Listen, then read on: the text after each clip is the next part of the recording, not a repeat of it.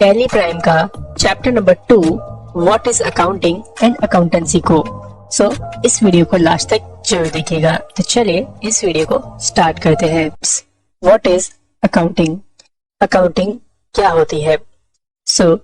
Accounting आपका एक systematic process होता है और उस प्रोसेस के अंदर कई सारे काम होते हैं और उसके अंदर से आपका पहला काम होता है आइडेंटिफाई करना।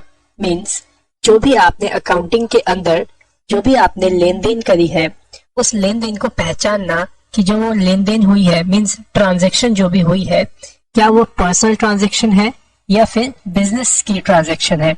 अगर वो बिजनेस की ट्रांजैक्शन है तो आप उसे अकाउंटिंग के अंदर रखेंगे, और पर्सनल होगा तो भी रखेंगे, लेकिन अलग अलग कैटेगरी में क्लासिफाई करके। जैसे कि यहाँ देख रहे हैं क्लासिफाइंग का भी मीनिंग यहाँ पे आया हुआ है, क्लासिफाई का भी काम आया हुआ है। तो क्लासिफाई में यही होता है कि जो भी आपने ट्रांजैक्शन करी है वो कौन सी है, मतलब उसको कैटेगराइज करके रखना। जो आपने ट्रांजैक्शन करी है वह सेल की ट्रांजैक्शन है या परचेज की है। तो क्लासिफाइंग उम्मीद करता हूँ आपको समझ में आ गया होगा। देन नेक्स्ट आता है मेजरिंग। मेजरिंग का मतलब होता है कि जो भी ट्रांजैक्शन हुई है, लेन देन हुई है, वे कितने अमाउंट की हुई है उसको नापना। ठीक है। देन नेक्स्ट आता है रिकॉर्डिंग। जो भी आपने ट्रांजैक्शन करी है उसको रिकॉर्ड करके लिख करके कहीं भी रखना। तो ये सारे के सारे काम आपके अकाउंटिंग के अंदर किए जाते हैं। और अकाउंटिंग क्या है? अकाउंटिंग आपका एक सिस्टमैटिक प्रोसेस है जिसके अंदर ये सभी काम किए जाते हैं। सो उम्मीद करता हूँ कि आपको समझ में आ गया होगा कि अकाउंटिंग किसे कहा जाता है और अकाउंटिंग का मीनिंग क्या होता है। ओके, तो चलिए अब जानते हैं कि हमें अकाउंटिंग क्यों पढ़नी चाहिए। Okay, means why learn accounting. तो पहला पॉइंट आता है यहाँ पे maintaining systematic record of transaction का। मतलब हमें अकाउंटिंग इसलिए पढ़नी चाहिए ताकि हम अपने रिकॉर्ड्स को, ट्रांजैक्शंस को मेंटेन करके रख सके सिस्टमैटिक ढंग से। ओके, देन नेक्स्ट पॉइंट आता है ascertaining profit and loss. Means कि हम यह जान सके कि हमारे बिजनेस में कितना लॉस और कितना प्रॉफिट हुआ है। तो इस कारण भी हमें अकाउंटिंग सीखनी चाहिए।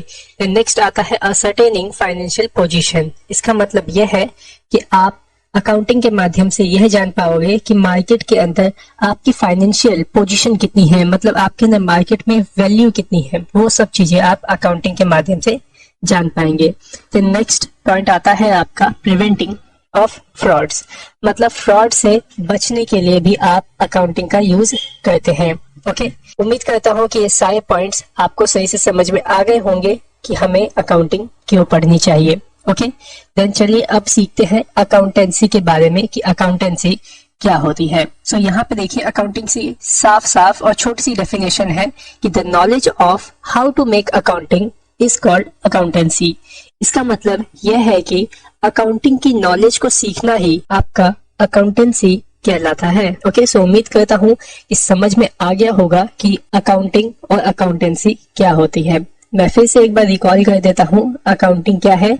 अकाउंटिंग आपका एक सिस्टमैटिक प्रोसेस है जिसके अंदर कई सारे काम आते हैं, जैसे कि मेजरिंग, रिकॉर्डिंग, क्लासिफाइंग, ये सारी चीजें। ठीक है।